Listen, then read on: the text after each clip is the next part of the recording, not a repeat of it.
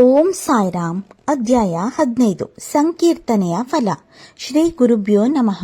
ತಮ್ಮ ಭಕ್ತರಾದ ದಾಸಗಣು ಅವರಿಗೆ ಬಾಬಾ ಕೀರ್ತನೆಯ ಕಾರ್ಯವನ್ನ ವಹಿಸಿದ್ದರು.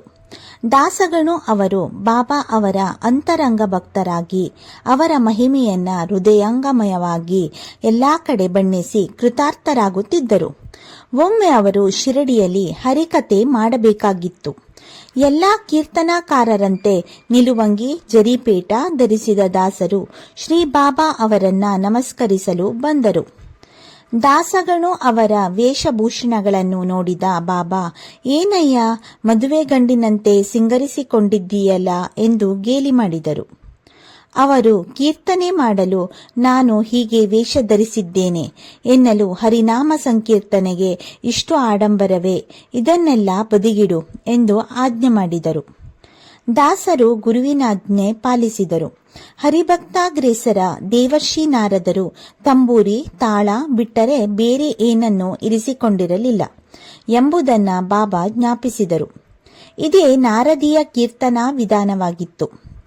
ದಾಸಗಣು ಅವರ ನಾಮ ಸಂಕೀರ್ತನೆಯಿಂದ ಬಾಬಾ ಅವರ ಕೀರ್ತಿ ಭಾರತದ ಮೂಲೆ ಮೂಲೆಗಳಲ್ಲೂ ವ್ಯಾಪಿಸಿತು. ಶ್ರವಣಕ್ಕೆ ಬರುವ ಹಲವಾರು ಭಿನ್ನ ರುಚಿಯ ಜನರಿಗೆಲ್ಲ ದಾಸಗಣು ಅವರ ಮಾತು ಅಚ್ಚಳಿಯದ ಪ್ರಭಾವ ಬೀರಿತು. ಇದು ಅನೇಕ ಸಜ್ಜನರನ್ನು ಬಾಬಾ ಅವರ ಭಕ್ತರನ್ನಾಗಿಸಿ ಸನ್ಮಾರ್ಗ ತೋರಿ ಸುಖ ಸಂಪತ್ತುಗಳನ್ನು ತಂದುಕೊಟ್ಟಿತು.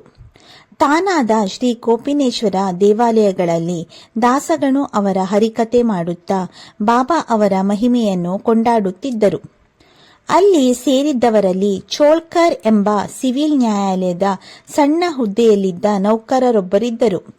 ಅವರು ತಮ್ಮ ಮನಸ್ಸಿನಲ್ಲೇ ಬಾಬಾ ಅವರನ್ನ ವಂದಿಸಿ, ಬಾಬಾ ತಮ್ಮ ಕೃಪೆಯಿಂದ ಈ ಬಾರಿ ಇಲಾಖಾ ಪರೀಕ್ಷೆ ಪಾಸಾಗಿ ಕಾಯಂ ಕೆಲಸ ದೊರೆತರೆ ಶಿರಡಿಗೆ ಬಂದು ನಿಮ್ಮ ದರ್ಶನ ಪಡೆದು ಕಲ್ಲು ಸಕ್ಕರೆ ಹಂಚುತ್ತೇನೆ ಎಂದು ಹರಕೆ ಮಾಡಿಕೊಂಡರು.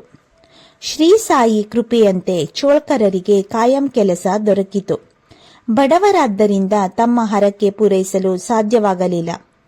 ಆದ್ದರಿಂದ ಅವರು ತಮ್ಮ ಚಹಾದಲ್ಲಿ ಬೆರೆಸುವ ಸಕ್ಕರೆ ಉಳಿಸಿ ಹಣ ಉಳಿತಾಯ ಮಾಡಿ ಶಿರಡಿಗೆ ಕೆಲವು ದಿನಗಳ ನಂತರ ಹೋದರು. ಆಗ ಬಾಬಾ ಅವರ ದಿವ್ಯ ದರ್ಶನ ಪಡೆದರು. ಶ್ರೀ ಸಾಯಿಯವರು ತಮ್ಮೊಡಗಿದ್ದ ಜೋಗ್ ಎಂಬ ಮಹನೀಯರ ಬಳಿ, ಇವರಿಗೆ ಈ ದಿನ ಹೆಚ್ಚು ಸಕ್ಕರೆ ಬೆರೆಸಿದ ಚಹಾ ಕೊಡು ಎಂದಾಗ ಚೋಳ್ಕರರಿಗೆ ಆನಂದ ಬಾಷ್ಪ ಉಕ್ಕಿ ಶ್ರೀ ಬಾಬಾ ಅವರಲ್ಲಿ ನಿಶ್ಚಲ ಭಕ್ತಿಯುಂಟಾಯಿತು. ಬಾಬಾ ತಮ್ಮ ಭಕ್ತರಿಗೆ, ನೀವು ಭಕ್ತಿಯಿಂದ ನನ್ನ ಬಳಿ ಕೈ ಚಾಚಿದರೆ ನಿಮ್ಮನ್ನು ಹಗಲಿರಲು ಎಲ್ಲೇ ಇರಲಿ ರಕ್ಷಿಸುವೆ. ನೀವು ಏನು ಮಾಡುತ್ತಿದ್ದರೋ ನನಗೆ ಅದು ತಿಳಿಯುತ್ತದೆ.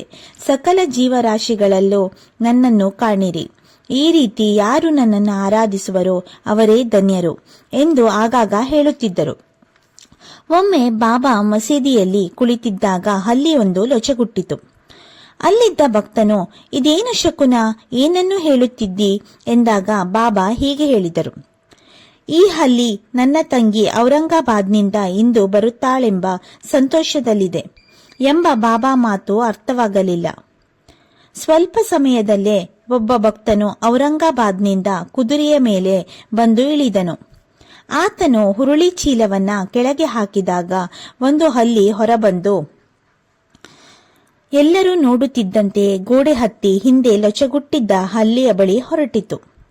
ಭಕ್ತರು ಇದನ್ನ ನೋಡಿ ಬಾಬಾ ಅವರ ಮಾತಿನ ಅರ್ಥ ತಿಳಿದರು. ಯಾರು ಈ ಅಧ್ಯಾಯವನ್ನ ಶ್ರದ್ಧೆ ಭಕ್ತಿಯಿಂದ ಪಾರಾಯಣ ಮಾಡುತ್ತಾರೋ ಅವರ ಎಲ್ಲಾ ಬಗೆಯ ಕ್ಲೇಶಗಳು ಶ್ರೀ ಬಾಬಾ ಅವರ ದಯೆಯಿಂದ ಬೇಗನೆ ದೂರವಾಗುತ್ತದೆ ಎಂಬಲ್ಲಿಗೆ ಶ್ರೀ ಸಾಯಿ ಸಚ್ಚರಿತೆಯ 15ನೇ ಅಧ್ಯಾಯವು ಸಂಪೂರ್ಣವಾಯಿತು. ಓಂ ಶ್ರೀ ಸಾಯಿನಾಥಾಯ ನಮಃ.